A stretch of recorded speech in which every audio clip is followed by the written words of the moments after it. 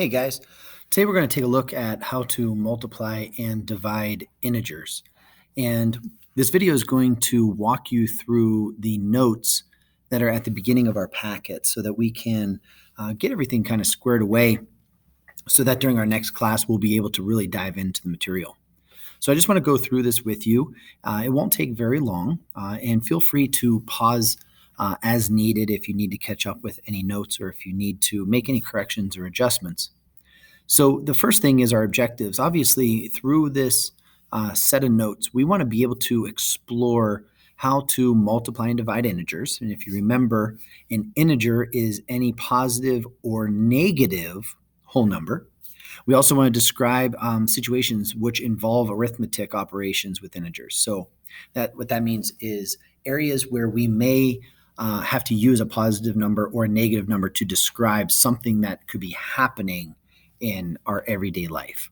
We also want to talk about how to solve situations that are represented by integers and absolute values.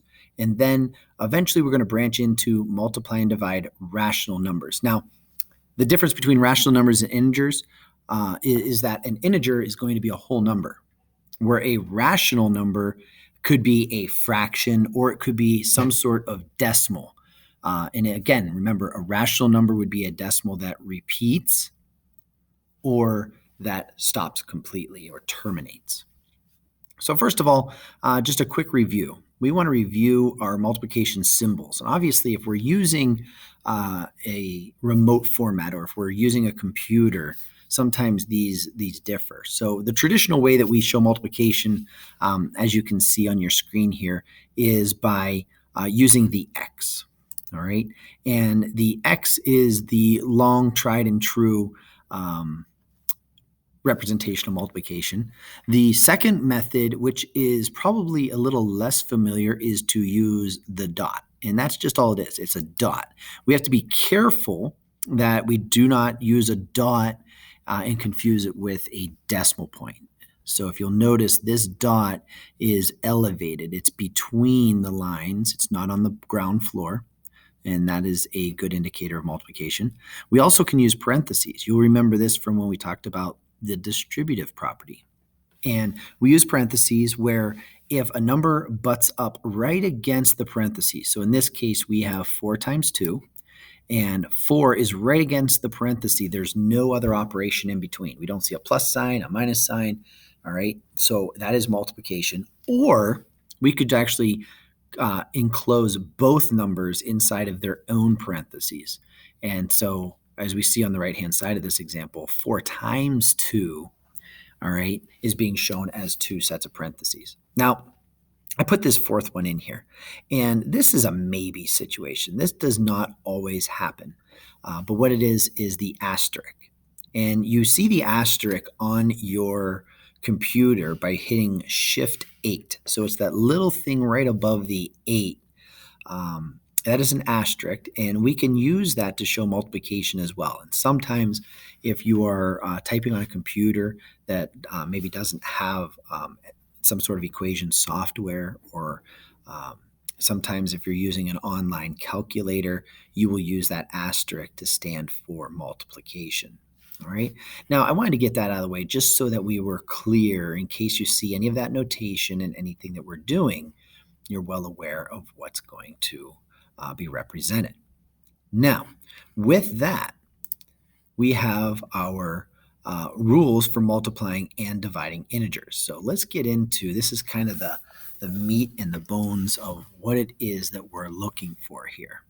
So when we want to multiply and divide integers, all right, now you'll notice that we're saying multiply and divide integers. This is a big thing. So when we're multiplying and we're dividing integers, we're saying that the rules are going to be the same. If you remember when we were talking about addition and then subtraction, we had different rules for addition and different rules for subtraction. But when we multiply and divide, they have the same rules. All right. So maybe I should put that as a note in here. Let's say have the same rules. Okay. So that's going to help us. Helps if I would spell this correctly. All right. So when we're multiplying or dividing we're going to have the same rules. So let's look at the first one. The first one says when multiplying or dividing two integers with the same sign. So again, we're coming to this idea. Same sign. That's not something that has left us. Same sign, meaning they're both positive or they're both negative. The answer will always be, and this is the nice part, it will always be positive.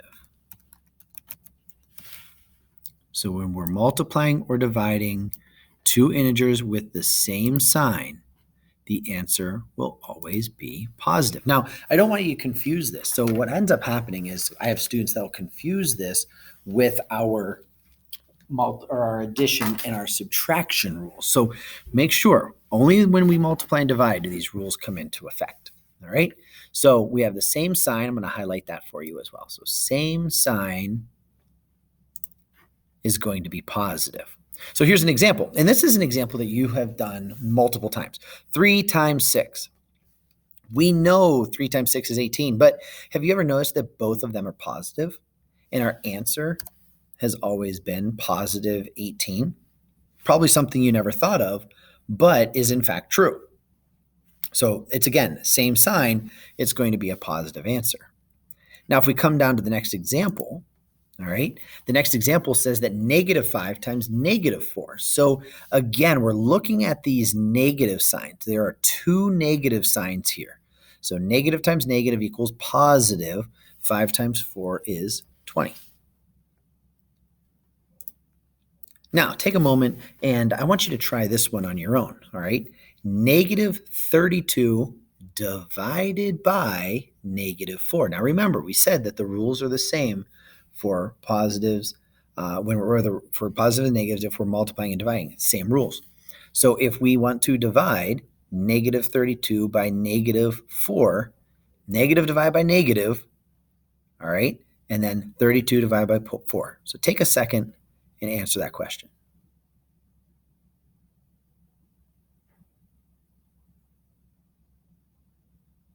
Okay, hopefully you were able to come up with negative divided by negative is positive, and 32 divided by 4 is 8. So the answer here would be negative or positive 8. Okay. Second rule. Now the nice thing is there's only two rules. All right. First one dealt with same signs. So when multiplying or dividing two integers with, what do you think I'm going to put in here? That's right. We're going to say different signs. So let's highlight this and let's put in different. We have different signs where one positive and one's negative, and that could be in either order. The first one could be negative and the second one positive. The answer will always be, what do you think this is going to be? That's right, negative. Let's put that in highlight too for you guys. So whenever we're dealing with dividing or multiplying integers or numbers that have different signs, the answer will be negative. So I always think of this as a light switch. If I have two light switches and I flick one on, the light's on. And as long as one's on, that light stays on. But if I flick the other one on, it goes back off. The same thing with negative signs. If I use one negative sign, the answer is going to be negative. But if I bring a second negative into the problem, it goes back to positive. So let's look here. We have, for example, -4 times 6. Only one negative, so that means that our answer is going to have to be negative. And then 4 times 6 is 24. Very good. Now, this next one, remember, parentheses represent multiplication. So 10 times -8. Again, the 10 is positive, the 8 is negative. So there's only one negative. Only one negative means the answer is going to be negative. And 10 times 8 is 80. Very good. All right, so this one's a division problem. It seems like I'm always giving you the division ones to try on your own. What is the answer going to be for -27 divided by +3?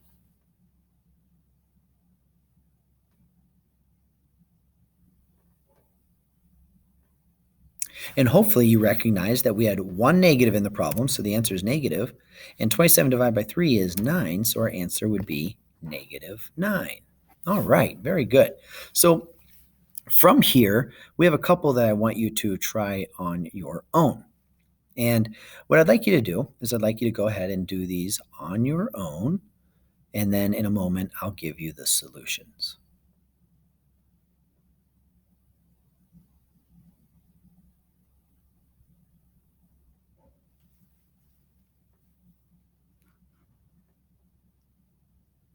Okay, so let's review. 2 times negative 12. 2 times negative 12, we only have one negative. So our solution is probably going to be negative, and 2 times 12 is 24. 3 times negative 2. Only one negative, so our solution is going to be negative. 3 times 2 is 6. 4 times 8. Both have the same sign, both positive. Solution is going to be 4 times 8, 32.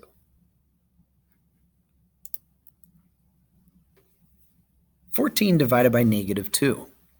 Only one negative. Answer's got to be negative. 14 divided by 2 is 7.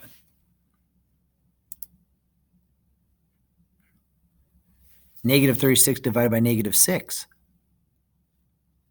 Two negatives. Answer has to be positive. 36 divided by 6 is 6.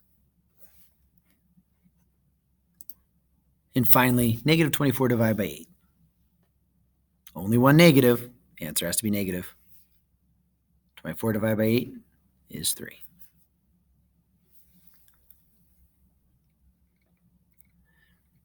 The next part to our review here is division involving 0. And this can be somewhat complicated, but I think these notes might help you understand it a little bit more. So when we have a 0, okay, so this is going to be when we have a 0. And this, I want you to fill this in, okay? Just as we did above, we're going to fill this in. So when we have 0 divided by some number, then it is equal to, well, let's think about that. If we have 0 and we divide it into groups, our answer, how many are in each group? It has to be 0 because we didn't have any to start with. So it's not like we can have 1 in the group, okay? So if we have 0 and we divide it, then it has to be equal to 0. So 0 divided by 12 here in our example is 0. 0 divided by negative 23, doesn't matter, 0. 0 divided by 5, well, guess what? Still 0. Now this is the one that's a little harder for people to understand. When you divide a number by, so this isn't that we're starting with 0. This is we're saying that if you divide a number by 0, meaning 0 is going to be the second number or the bottom number, then it is equal to, and this is a tough one for some people to understand, but it's equal to a word. It's undefined. Now, think about this, and here's the reason. It is impossible to have 0 groups of something. You must always have at least one. If you think about it, if I have one candy cane, I can only put it into one group. If I have 24 candy canes, I at least can put them into one group of 24, or I could put them into several groups of something else. But you can't put it into 0 groups because just having it has to be a group. So you at least have one group. So because we can't divide it by 0, we just say that it's going to be undefined. So in our examples, we would say that negative 12 divided by 0 is undefined. That's it. That's the answer. Now, we could write undefined, or for 60 divided by 0, we could just put UND. That also means undefined. Okay? Some people use a no solution, or they might say no solution. And that's okay. That's acceptable as well. But I would prefer if you would just say undefined. Okay? It's just a little bit more appropriate. All right? So for the next part here, we want to say try it on your own. Now let's think about it. You have 10 apples, and Mrs. Watkins tells you to divide the group of apples into 0 groups. Now think about this. We're going to divide it into 0 groups. Is that possible? Well, think about it. If you have apples, can you put those apples into 0 groups? That's right. No, that is not possible. In fact, you'd have to have at least one group of 10. You can't have 0 groups. But if you have 0 apples and you place them on the table in 4 groups, how many apples are in each group? Well, let's think about that. If we have 0 apples and we put them on the table, guess what? 0. That's right. The answer is 0. Okay. So those are two of the big things that I want you to understand, especially with division, is when we divide, we have to be able to divide by 0. Okay. All right. Now, the last little bit here is real life application of integers. All right. And this is just some key points I want you to get here. All right.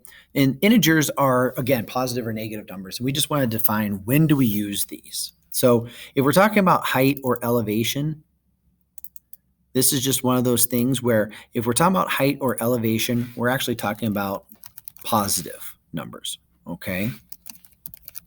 Whereas depth, think about it. Depth is something where you are going down under the water, or you are going under the ground. You're going deeper, okay, into the earth or under the water. Okay, that is a negative. All right. Likewise, gaining money. If you're gaining money, all right, we think of that as a good thing. So that'd be a positive number. But if you owe somebody money, meaning maybe you borrowed money from somebody, or borrowed money from the bank, or you borrowed money from your parents, right? That would be a negative. If we're ever talking about temperature rising, so if we do a word problem and the temperature is going up, that's a positive number. And the same thing if the temperature is going down. You think about it. When it's freezing outside, we say, man, it must be below 0. Well, what numbers are below 0? That's right, negative numbers. Okay. Now, there's some other terms that I listed here for you to know. Altitude, we're talking about above sea level. If we are ascending, that means we're rising, we're going up. When a plane takes off, it ascends. When a plane is coming in to land, it descends. Okay. Profits, money gained. Debt is money owed. Deposits are money put into the bank, meaning you got money. That'd be a positive thing. All right. So just some little key terms for you guys. And then one last one here that kind of got pushed off is to withdraw. If you withdraw money, or if you took out a withdrawal, okay, that's money taken out of the bank. All right. So that's money that would be a negative in your banking account. So I hope that this helped guide you through our notes. And like I said, we're going to get ready to use this information as we go ahead and we solve problems that deal with integers, okay, positive and negative whole numbers. But also, we're going to use the same set of rules when we multiply and divide rational numbers, meaning multiplying and dividing things like fractions or decimals.